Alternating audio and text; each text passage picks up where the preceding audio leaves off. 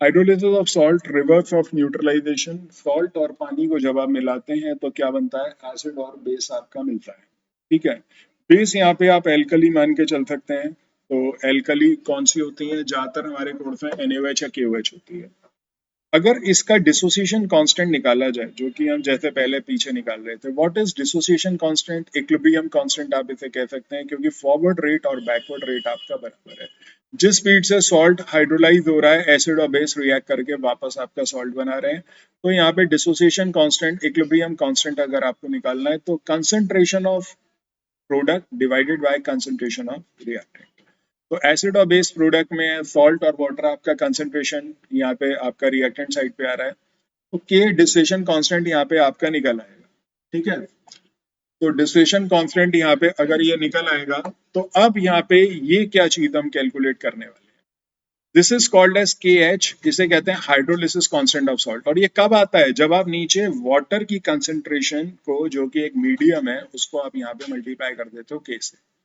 इन दोनों का प्रोडक्ट मिला के यहाँ पे क्या बनता है, हाइड्रोलिसिस कांस्टेंट ऑफ सॉल्ट। और ये एसिड क्या रह गया, एसिड और बेस रह गया, और नीचे क्या रह गया, सॉल्ट। तो KH अगर आपको निकालना है, हाइड्रोलिसिस कांस्टेंट, डिसोसिएशन कांस्टेंट ये रहा, और हाइड्रोलिसिस कांस्टेंट आपका ये दिया।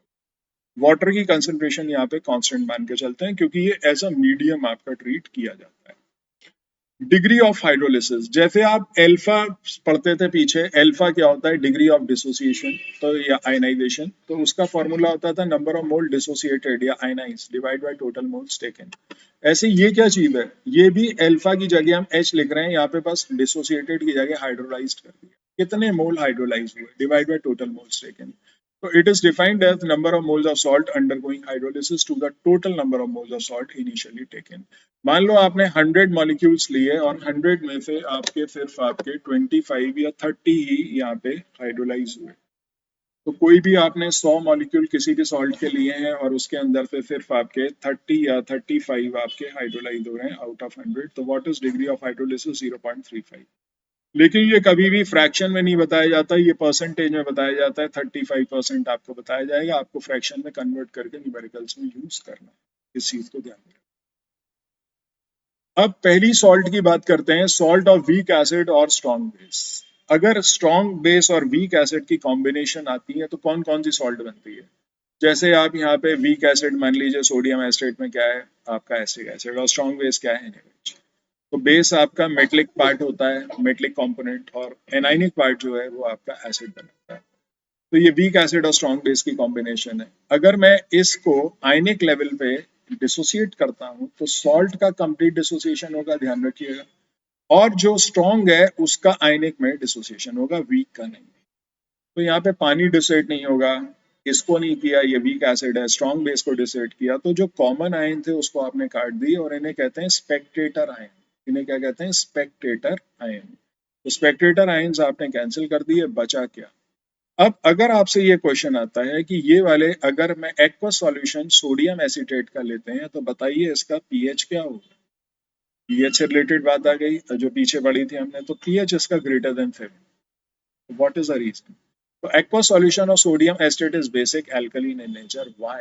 अगर क्वेश्चन ये आ गया जस्टिफाई करने को कि गिव रीजन, रीजन आपका ये है ड्यू टू एनाइनिक हाइड्रोलिसिस, क्योंकि देखिए डिफरेंट सॉल्ट्स के एनाइन तो बदलते रहेंगे, तो ये कॉमन आंसर है। आप सोडियम एस्टेट लिख रहे हैं तो लिखिए due to hydrolysis of acetate ion, तो एनाइनिक हाइड्रोलिसिस जो भी एनाइन प्रेजेंट है ऑफ एसीटेट आयन, यहाँ पे डैश कर दीजिए, यहाँ पे क्या आ जाएगा, कार्बोनेट आ जाएगा। अगर इस सॉल्ट की बात कर रहे हैं, इस सॉल्ट की बात कर रहे हैं तो साइनाइड आयन आ जाएगा। Free OH negative ions are produce, आप देख सकते हैं एस्टेट आयन की हाइड्रोलिसिस पे free OH negative ions are produce which are responsible for basic nature of aqueous solution. तो एक्वस सॉल्यूशन का बेसिक नेचर किसकी वजह से, फ्री OH नेगेटिव आयन की वजह से। और ये कैसे जस्टिफाई हुआ है यहाँ से, क्लियर है। तो पीएच यहाँ पे ग्रेटर देन 7 क्यों आया है, ये आप इस तरीके से बताएंगे। सॉल्ट के नाम बदल सकते हैं, मैंने तो 3 एग्जाम्पल लिखे हैं, कितने भी एग्जाम्पल आप बना लीजिए, बट चेक कैसे करोगे, हाइड्रोलाइज कराइए, क्या मिलेगा, सॉल्ट और एसिड। अब ये मैंने आपको शुरू में पढ़ा दिया था कि यहाँ पे कौन से एसिड वीक होते हैं, कौन से स्ट्रॉन्ग होते हैं, स्लाइड्स में काफी पीछे हैं, आप अपने नोट्स में चेक कर लें। आपने फर्स्ट डे या सेकंड डे पढ़े होंगे ये कि हमने स्ट्रॉन्ग एसिड और वीक एसिड को अलग अलग क्लासिफाई किया था, वहां से आप चेक कर सकते हैं ये सारी चीजें। फिलहाल आते हैं फॉर्मूला लिस्ट पे। यहाँ पे क्या क्या चीजें एप्लीकेबल होती हैं, देखिए एक तो पीएच निकालना आपको बताया जाता है, हालांकि इसके प्रॉपर डेरिवेशंस हैं, अगर आप चाहेंगे मैं ये कैसे डिराइव हुए मैं ये भी समझा सकता हूँ आपको। और फॉर्मूला लिस्ट यहाँ पे जो हमें जरूरत पड़ेगी, पहली चीज है हमें के एच निकालने के लिए अगर कहा जाए, जैसे आपने ये पढ़ा भाई के एच कैसे निकालना है इस सॉल्ट का, तो ध्यान रखिएगा के एच निकालने के लिए अगर आपकी सॉल्ट में वीक एसिड और स्ट्रॉन्ग बेस है तो आपको यहाँ पे कैसे निकलेगा, के डब्ल्यू डिवाइड बाय जो भी वीक होता है ना उसका कंपोनेंट डिस्टिलेशन कांस्टेंट का नीचे आ जाता है।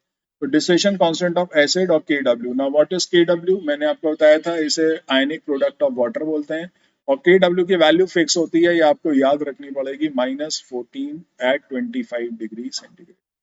25 डिग्री सेंटीग्रेड पे ये वैल्यू आपकी फिक्स है के डब्ल्यू। तो डिवाइड बाय के की वैल्यू आपको दी जाएगी, आपकी एच निकाल सकते हैं। नाउ डिग्री ऑफ हाइड्रोलिसिस निकालना है तो अगेन के डब्ल्यू की वैल्यू आपकी फिक्स रहेगी 25 डिग्री सेंटीग्रेड पे, के आपको ऑलरेडी पता है ये कैसे आया, और अंडर रूट सी आपका ये हो जाएगा। तो अंडर रूट सी क्या है, कंसेंट्रेशन, तो सी यहाँ पे क्या है, कंसेंट्रेशन आप देख सकते हैं मोल्स पर लीटर में आपको दिया है। एच क्या है, डिग्री ऑफ हाइड्रोलिसिस, अगर आपको निकालना है तो ये फॉर्मूला यूज करना पड़ेगा। एच पॉजिटिव कंसेंट्रेशन कैसे निकालनी है, क्योंकि इसके बिना तो पीएच निकलेगा नहीं।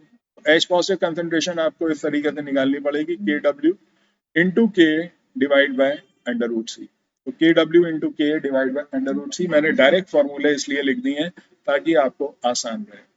और एच पॉजिटिव कंसेंट्रेशन आप चाहें तो सीधा फॉर्मूले में लगा लीजिए, इस पूरे फॉर्मूले को आपने पढ़ ही रखा है कि p H is equal to minus log H positive. अगर आपको एच पॉजिटिव कंसेंट्रेशन का फॉर्मूला पता है तो ये है, इसको सॉल्व करोगे तो ये आ जाएगा, इसको सॉल्व करोगे तो ये आ जाएगा। आपने पढ़ा है पी के डब्ल्यू क्या होता है, अब पी के डब्ल्यू मैंने यहाँ लिखा है माइनस लॉग के डब्ल्यू। लॉग के डब्ल्यू की वैल्यू मतलब के डब्ल्यू की वैल्यू कितनी है, 10⁻⁻14। इसको सॉल्व करोगे तो आंसर क्या आ जाएगा, माइनस माइनस 14 log 10, और ये 14 आ जाएगा। अब 14 का अगर आप यहाँ पे हाफ कर देते हो तो आंसर क्या आ गया, 7।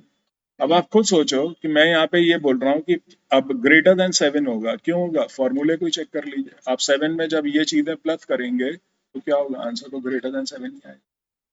तो अगर आप इन फॉर्मूलों को, मे बी आपसे स्कूल लेवल पे बात हो या स्कूल लेवल पे से रीजनिंग के क्वेश्चन आए, लेकिन आजकल ये क्वेश्चंस कॉम्पिटिशन्स में तो डायरेक्ट पूछे जाते हैं, अगर आपको ये फॉर्मूले याद हैं तो आप आसानी से निकाल सकते हैं। अब स्कूल लेवल पे भी वो पीएच के लिए पूछना शुरू, तो बेटर है कि यहाँ पे आप इसे पढ़ सकते हैं, याद कर सकते हैं, और इनके मतलब क्या है ये मैंने यहाँ पे आपके सारे। ऐसे ही आते हैं सेकंड सॉल्ट पे जिसका नाम है hydrolysis of salt of strong acid and strong base. अब स्ट्रॉन्ग एसिड और स्ट्रॉन्ग बेस का एक एग्जांपल यहाँ पे BaSO4 है, कैल्शियम नाइट्रेट है, या फेरिक क्लोराइड है। तो फेरिक क्लोराइड यहाँ पे आपने लिया इसको और हाइड्रोलाइज किया, तो आयरन क्या करेगा, मेटल कंपोनेंट OH से कंबाइन करेगा और एनाइन जो है वो H से कंबाइन करेगा, ये क्या बन जाएगा, स्ट्रॉन्ग एसिड और वीक बेस। तो यहाँ स्ट्रॉन्ग एसिड है, वीक बेस है। अब आपको आयनाइज किसे करना है, सॉल्ट को, और यहाँ पे जो स्ट्रॉन्ग है उसको करना है। तो FeCl3 Cl नेगेटिव, यहाँ पे स्पेक्टेटर आयन कैंसिल हो गया। कैटाइन की हाइड्रोलिसिस आपने कराई, और यहाँ पे एसिडिक नेचर क्यों है, क्योंकि कैटाइनिक हाइड्रोलिसिस से आप कैटाइन बदल सकते हैं। तो due to cationic hydrolysis Fe3 positive ion इस केस में बेरियम हो जाएगा, इस तरफ कैल्शियम हो जाएगा, क्या हो रहा है, free H positive ions are produce, और जब H पॉजिटिव आयन बनते हैं तो क्या बढ़ता है, acidic nature, due to which aqueous solution of FeCl3 acidic. बस आप सॉल्ट के नाम और कैटाइन के नाम बदल लिए, इस तरीके से आपको आंसर प्रेजेंट करना पड़ेगा। फिर यहाँ पे अगर हम कंपैरिजन करें कि कैसे हमने फॉर्मूले बनाए हैं, तो मैं आपको कंपैरिजन दिखाता हूँ पीछे से यहाँ पे क्या अंतर है। के एच का फॉर्मूला पीछे क्या था, के डब्ल्यू बाई के, यहाँ पे क्या है, के डब्ल्यू बाई के भी, क्योंकि बेस है, ठीक है, जो वीक होता है ना उसका लेते हैं, वीक क्या है यहाँ पे, बेस है, और वहां पे वीक क्या था पीछे, वीक था एसिड, बस ये ध्यान रखना। तो जो वीक चीज है, कंपोनेंट है, उससे आपको डिवाइड करना है। ऐसे ही यहाँ पे क्या था, एच के डब्ल्यू अपॉन यहाँ पे के था इंटू सी, अब यहाँ पे क्या आ गया, के भी आ गया, आप चेक कर लीजिए, यहाँ पे के लिखा था और यहाँ पे बाकी फॉर्मूला बिल्कुल सेम है। ऐसे ही H पॉजिटिव यहाँ पे बस K की जगह आपको K भी लिखना है। इस फॉर्मूले में जब आप पीएच निकालोगे, इसी इक्वेशन को आपको सॉल्व करना है। आप H पॉजिटिव कंसंट्रेशन यहाँ पे थोड़ा सा डिफरेंट फॉर्मूला है, इसको यहाँ पे चेक कर लीजिए, यहाँ KW इंटू के, बट K की जगह यहाँ पे आपको इस फॉर्मूले में K भी लिखा हुआ है, बस इतना ध्यान रखिएगा। पीएच आप निकालना चाहते हैं तो हाफ पी के डब्ल्यू मैंने पीछे बताया था कितना आता है, ये आपका 14 और डिवाइड बाय 2 करते हैं तो 7 माइनस पी के बी है, के की जगह के बी आ गया, पीछे भी देख लीजिए यहाँ पे के लिखा था, लॉग सी हाफ लॉग के, वो आपका सही है, बस वहां प्लस था यहाँ माइनस है, तो 7 से कम पीएच आएगा तो इसीलिए क्या हो जाने वाला है एसिडिक। तो इस तरीके से आप यहाँ पे पीके मैंने बता दिया कैसे निकाला जाता है, पीके भी निकालना है तो वो भी आप यहाँ पे देख सकते हैं। तो जैसे पीके डब्ल्यू होता है माइनस लॉग के डब्ल्यू, ऐसे ही पीके पीके भी वो आप यहाँ पे इस तरीके से निकाल सकते हैं। इसके बाद आता है hydrolysis of salt of weak acid and weak base. अब दोनों चीजें वीक हैं। आप इस एग्जाम्पल को देखते हैं, बेरियम कार्बोनेट भी है, कि यहाँ पे आपको क्या मिला, वीक एसिड मिला और वीक बेस मिला। आप यहाँ पे सॉल्ट को आयनाइज करोगे क्योंकि दोनों वीक हैं, दोनों आयनाइज नहीं होंगे। अब जनरली ये कहा जाता है कि क्या सॉल्यूशन वीक एसिड और वीक बेस का न्यूट्रल होगा, हो भी सकता है नहीं भी हो सकता है। कौन डिसाइड करेगा, समझिए, के है dissociation constant of weak acid, ये जो वीक एसिड है इसका डिसोसिएशन कांस्टेंट के होता है। बेस का, वीक बेस का डिसोसिएशन कांस्टेंट क्या होता है, के बी। और यहाँ पे आपने ये फॉर्मूले भी पीछे पढ़े, पी के निकालना है आपको तो माइनस लॉग के हो जाएगा, इसकी वैल्यू लिख दीजिए, पी के भी निकालना है तो माइनस लॉग के बी, माइनस साइन हटाएंगे तो इनवर्स हो जाएगा ये। तो एसिडिक नेचर डायरेक्टली प्रोपोर्शनल किसके है, एच पॉजिटिव कंसंट्रेशन, क्योंकि एच पॉजिटिव कंसंट्रेशन जितनी ज्यादा होगी उतना ज्यादा एसिडिक नेचर। और यहाँ पे एच पॉजिटिव कंसंट्रेशन किसके ऊपर डायरेक्टली डिपेंडेंट है, के के ऊपर। तो के के ऊपर ये पीछे आपने मेरे साथ जो फॉर्मूले पढ़े हैं उसमें आपने पढ़ा था के directly proportional to H positive और इनवर्सली प्रोपोर्शनल टू पी के।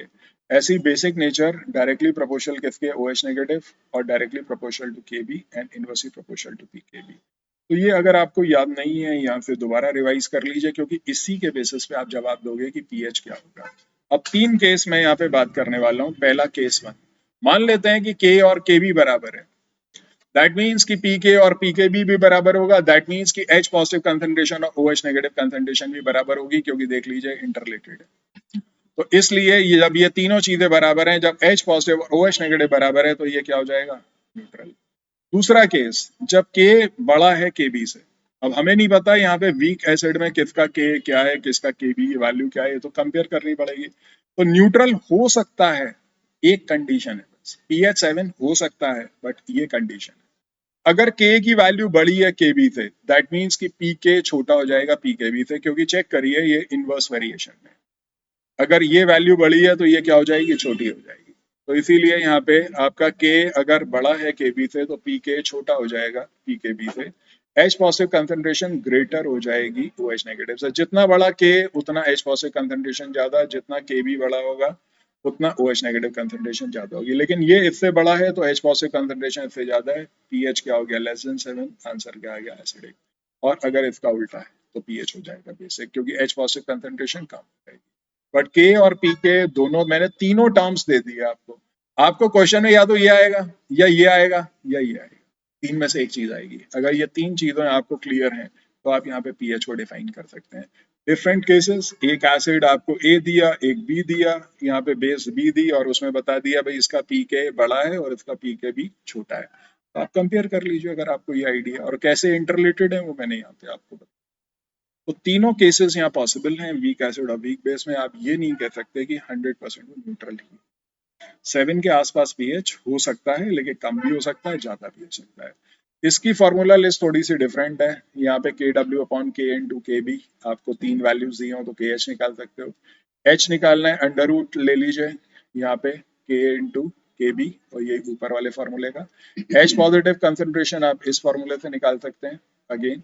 और यहाँ पे पीएच आपका कुछ भी हो सकता है, डिपेंड करेगा पी के डब्ल्यू, यानी कि पी के और पी के बी बराबर है तो ये क्या हो जाएगा, पी के डब्ल्यू की वैल्यू क्या होती है, 14, 14 डिवाइड बाय हाफ, आंसर 7 आ जाएगा। लास्ट सॉल्ट पे आते हैं जिसका नाम है hydrolysis of salt of strong acid and strong base. अब यहाँ पे NaCl सबसे कॉमन दिमाग में आता है, हालांकि और भी हो सकते हैं। आपने इसको हाइड्रोलाइज कराया, HCl और NaOH मिला, ये स्ट्रॉन्ग है, ये स्ट्रॉन्ग है, ये भी स्ट्रॉन्ग है और ये सॉल्ट है, आयनाइज कर दिया, क्या बचा, कुछ भी। H पॉजिटिव और OH नेगेटिव बराबर है, जब बराबर है तो pH क्या होगा, 7, और ये न्यूट्रल। तो ये बात ध्यान रखना, pH जब हम 7 की बात करते हैं तो ये 25 डिग्री सेंटीग्रेड पे होता है, ये बात ध्यान रखना। सॉल्ट ऑफ स्ट्रॉन्ग एसिड और strong base do not undergo hydrolysis. आप कह सकते हैं कि ये हाइड्रोलिसिस हुई नहीं, तो यहाँ पे पीएच कितना है 7 है। तो पीएच 7 एक केस में तो श्योर है, इस केस में एक कंडीशन है पीएच की, और बाकी केसेस में आप देख सकते हैं कि यहाँ पे पीएच जो है कम है और यहाँ पे 100% आपका ज्यादा है।